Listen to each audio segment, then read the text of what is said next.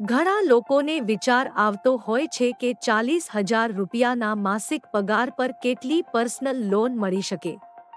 Loan મળવી એ માત્ર પગાર પર જ નહીં, પણ બીજા ઘણા નાણાકીય પરિબળો પર પણ આધાર રાખે છે.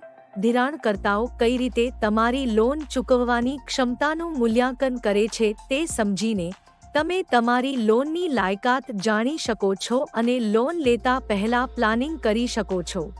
તમારી લોન લાયકાત જાણો.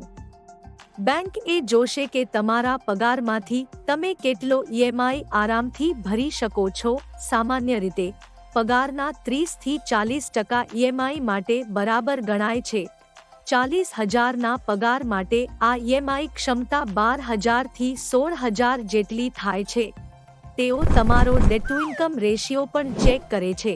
ખાસ કરીને જો તમારી બીજી કોઈ લોન ચાલતી હોય તો સારો ક્રેડિટ સ્કોર, સમયસર પેમેન્ટની હિસ્ટ્રી અને કાયમી નોકરીથી લોન મળવાના ચાન્સ વધે છે અને વધુ રકમ પણ મળી શકે છે.